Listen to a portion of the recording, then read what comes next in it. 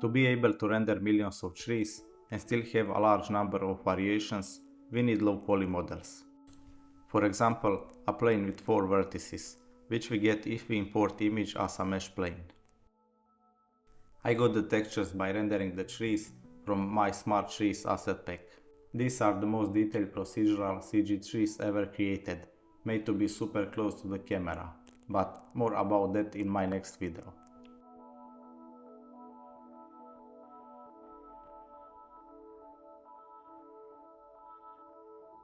In addition to the color map, I also saved a normal map and black and white map, but without leaves.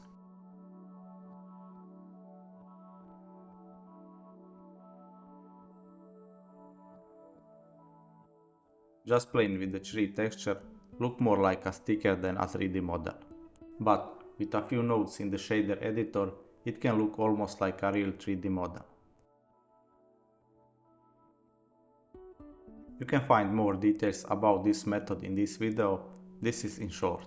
Normal map contains RGB components that correspond to X, Y and Z coordinates in Blender, so Blender can fake lighting based on that.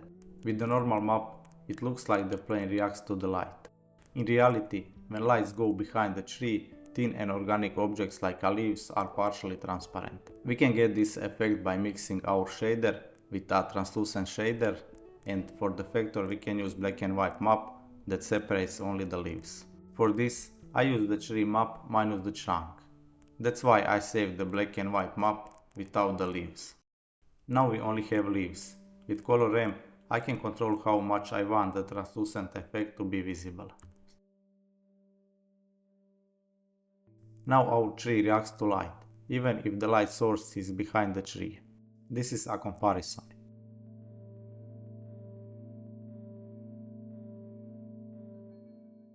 This part of the node creates variation in the colors of the leaves. I separated the leaves with a mask and made an offset between the red and green channels. Each time we duplicate the tree, the leaves will be slightly different color. Now we need as many variations of the trees as possible. I went back to my Smart Trees asset pack and created a textures with 50 different trees. I took care to create variations of many different seasons. 50 different trees plus the color variation we get in the shader, plus the size variation I set in geometry nodes, the tree type variations and the different season, and we have a large number of variations. If we duplicate the plane and rotate it several times, we get a tree that looks more like 3D and we don't have to think about where the camera is. Distribute points on faces and instances on points is the best way to distribute objects in Blender. If we change the distribution method to Poisson disk, we get this slider with which we can control the density. If we now group all this, we can take out the inputs that are important to us, such as density max, density factor, seed and object.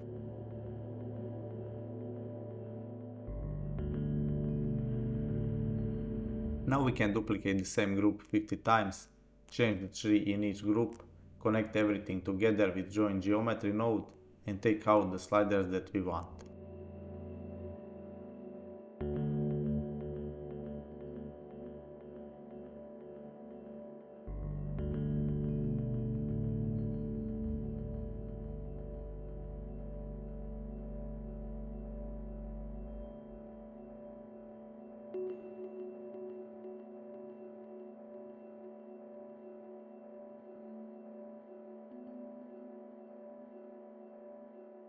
Now we have a functional GeoNode setup with which we can control how many of each tree we want.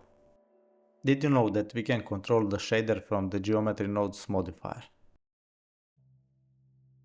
If we create an input in geometry nodes and call it, for example, hue, we can copy it as a driver with a right click. Now we can go to the shader and paste it into the hue value in the color input.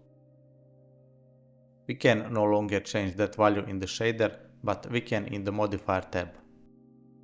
If we paste the same driver on the other trees and do the same with the saturation and value nodes, we can change the appearance of the entire forest with 3 sliders.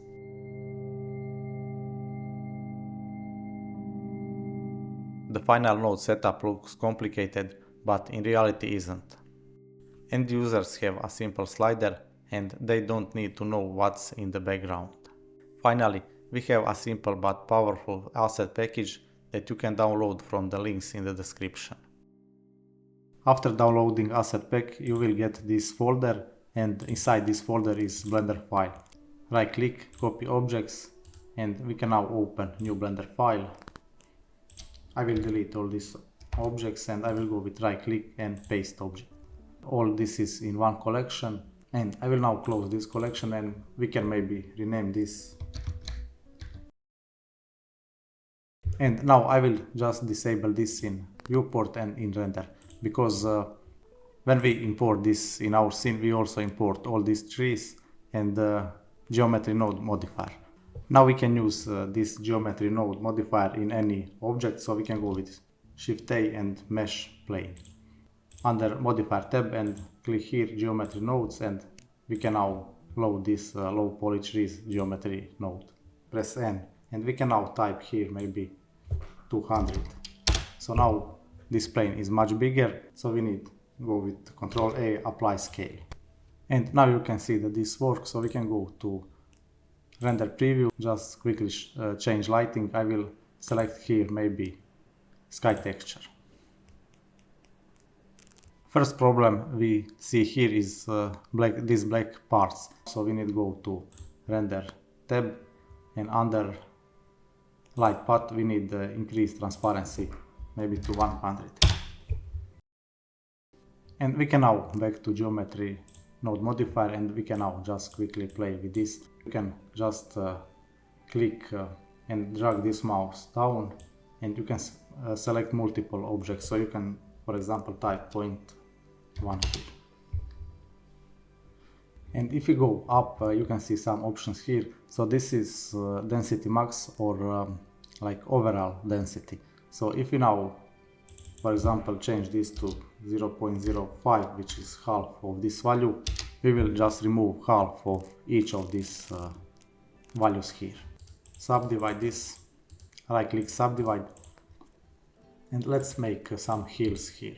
So I will select few of these parts, and we can go with and we can now move this up.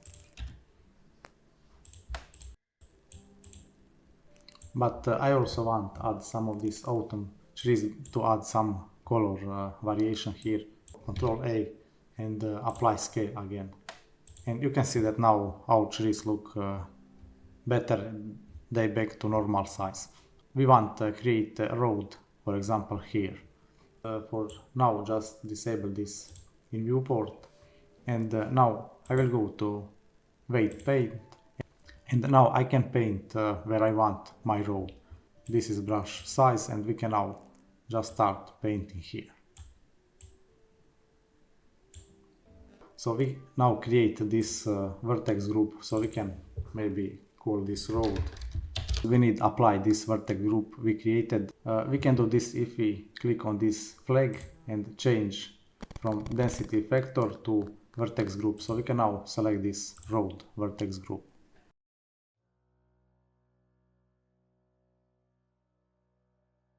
You note that we want opposite direction, so we want to create road here. Click here to weights and invert. And let's now go to object mode, and let's see what happens when we enable this. So you can see that we don't have too much trees here, but we still have a lot, because we need to apply this vertex group to other assets. And you can now see clearly this effect. And you can see that this also works in render preview. Make one road here. Okay, so you can see this effect. Or we can make this more dense, and we can fix this in weight paint. Now make this brush bigger, and let's just add some variation.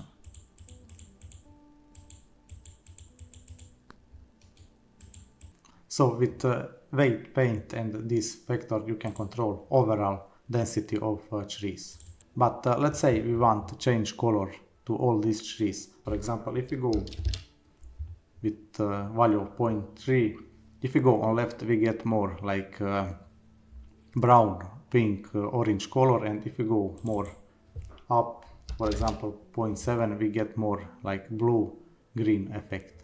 And saturation, you know what is saturation, so if we go down we get more like black and white effect, and if we go for example with value of 2 we get more color.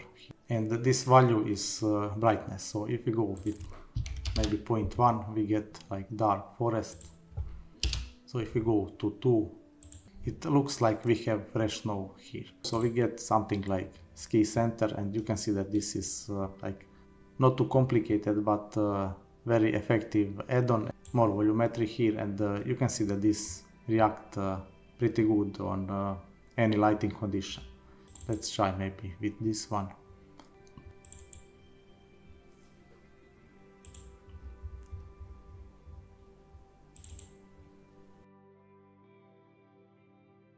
That's all for this video. The download link is below. My recommendation is Patreon or YouTube join, because at the same time you can unlock other assets and tutorials.